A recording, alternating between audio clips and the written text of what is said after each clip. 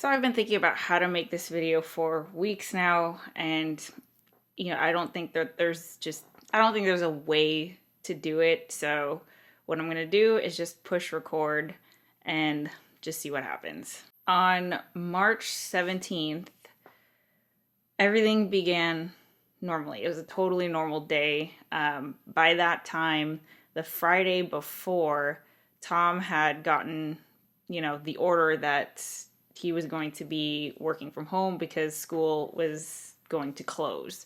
So March 17th was a Tuesday. So we had, Saturday, Sunday, Monday, and Tuesday to kind of adjust to quarantine life, right? That was like, okay, everything's closed. We're staying home. We're not supposed to leave and stuff like that. So it was nice because we got a lot of quality time of just being home in our element. We went for a walk in the morning. Ollie was super energetic. He was actually like running on the walk, which is kind of odd, but he just was super, excited, and it made us happy.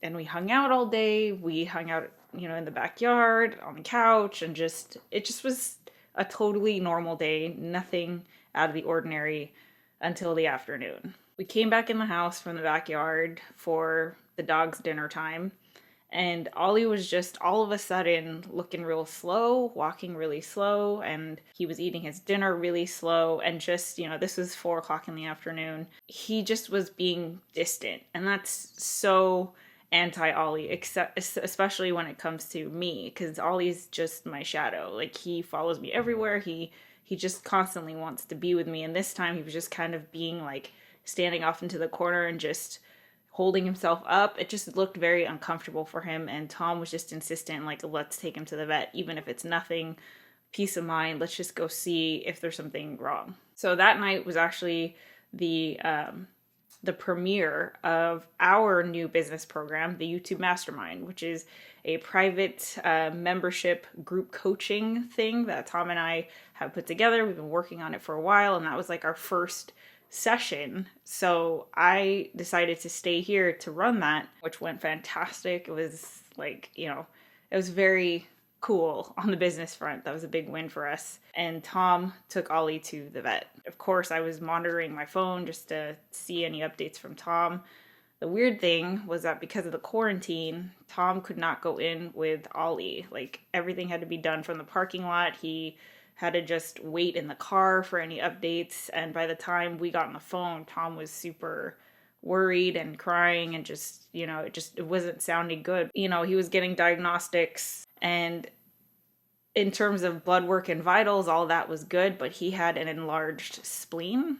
So the doctor had recommended that they do a surgery to at least take the spleen out and see if there was anything else going on. And this was just into the night. By the time he got into surgery, it was probably around 10 o'clock, maybe 9 or 10 o'clock. And I just, because everything was normal, because he never showed any signs of discomfort or fatigue or sickness or pain or anything, I just was so sure they would take the spleen out and he would just come home. They opened him up and they found that he had some tumors that had metastasized already. He had internal bleeding, and they couldn't figure out where it was coming from, so they couldn't stop it. And so Tom and I were put in the position of life or death. Originally, our option was to, have the surgeon figure out where the bleeding was coming from and stopping it, and then, patching him up and basically putting him into hospice because, the tumors are already growing and all of that. But they couldn't find the source of the bleeding. And so even though Ollie was already under, it just didn't seem right to wake him up just so that we could say goodbye. He was already comfortable. He was already on the table. He was already open. So luckily, we got to go. Luckily, we got to go to the operating room and say goodbye to him and spend some time with him. But, after we said bye, they put him down.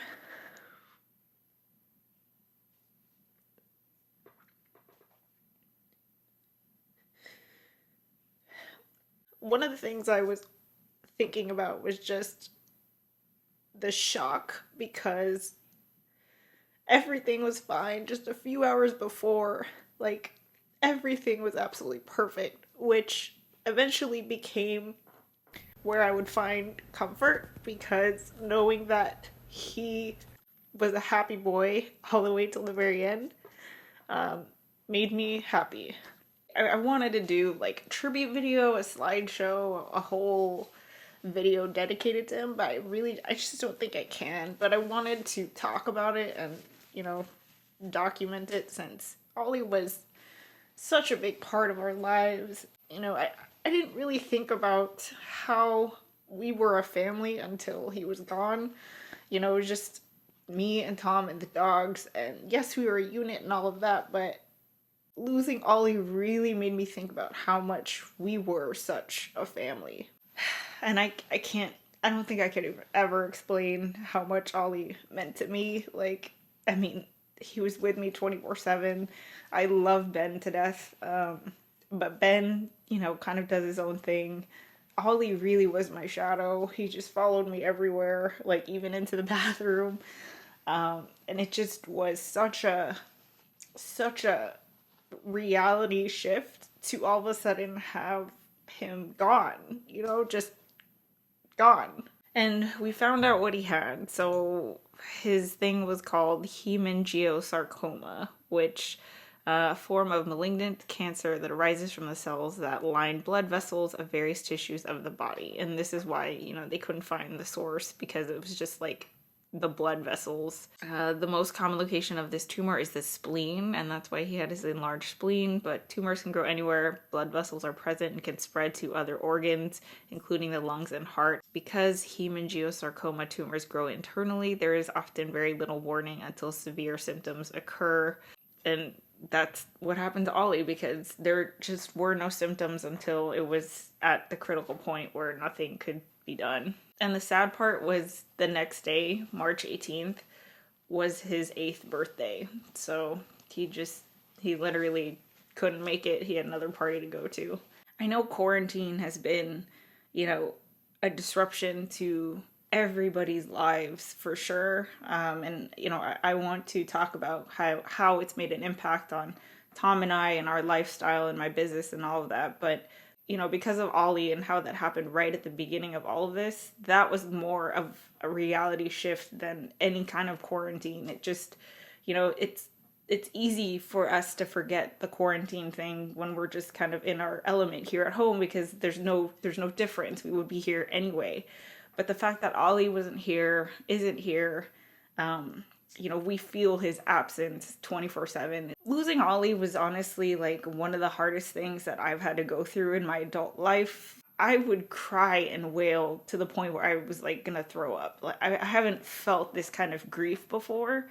So I kind of wanted to share some of the things that helped me cope, because I want there to be some kind of takeaway to this, aside from like, yes, we're sad that Ollie is gone. So the first thing is like not denying my grief, right? I really wanted to make sure that I wasn't denying it. I know crying and wailing and wallowing and thinking about it is so hard. I mean, my face was swollen for so long, and, you know, appetite was all over the place, everything. Like, it definitely manifested physically, but I didn't want to deny my grief. Like, I wanted to just embrace it and feel it and write it out. That being said, as time has gone on, you know, I have been really good at recognizing, like, okay, I feel a little sadness, like a little thought of sadness, and if I acknowledge it, it can turn into a thing, and I can't have it turn into a thing because I have a meeting later on. You know, like, I'm getting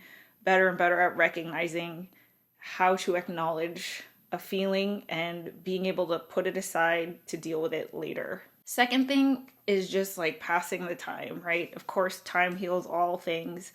And the two ways that Tom and I have really been passing the time has been Animal Crossing and anime. So I think we've mentioned this before. We've really gotten into anime, and we discovered a lot of good news shows in the past few weeks, which is so great because we get lost into these awesome stories, and it's just nice because it really kind of just takes us into the story where we kind of forget what's happening. But it was also so bad that every time I could feel the show ending, I would start crying again. So I just we just had to keep playing the next episode, play the next episode. And Animal Crossing. I'm going to do a whole vlog on Animal Crossing because Tom and I love that game so much, and we want to do a whole tour of our island and stuff like that. So that'll be for another vlog. But Animal Crossing has been awesome therapy for not only Ollie and quarantine and all this. It's just, I'm so thankful that we have Animal Crossing during this time. Third is this memory book. So Tom and I started this memory book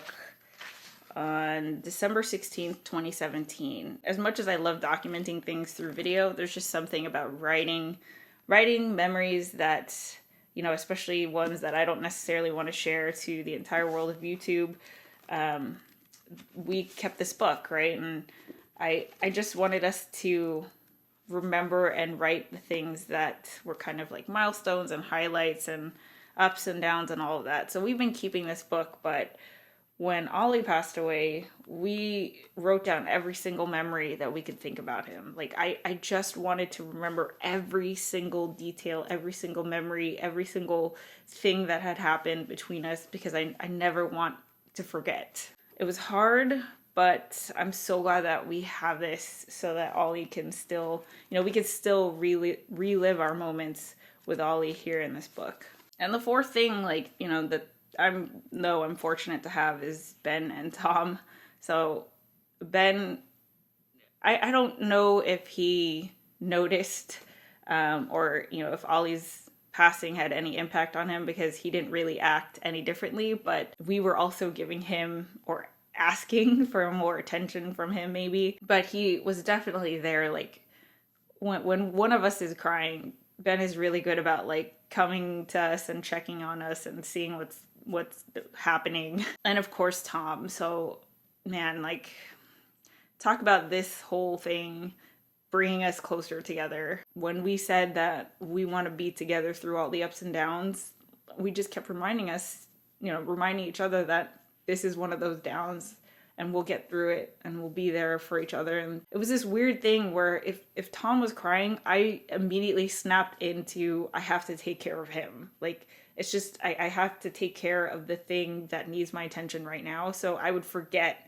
my sorrow and grief and all of that and just go into like, how can I help Tom? And then vice versa. So, you know, I don't think either of us was really grieving super, super hard at the same time. So I think that, you know, I know I'm lucky in that I have a partner through all of this who can truly understand how I felt about Ollie and what that loss means. We also printed this like giant picture of Ollie and it's like poster size in our living room and put it there just because I want to be able to see him all the time. Like, I found myself like just wanting to look at pictures and stuff. So it's nice that there's a giant picture of him in the living room. I like to think that, you know, he's still just hanging out there and still watching over us like he would have been doing anyway.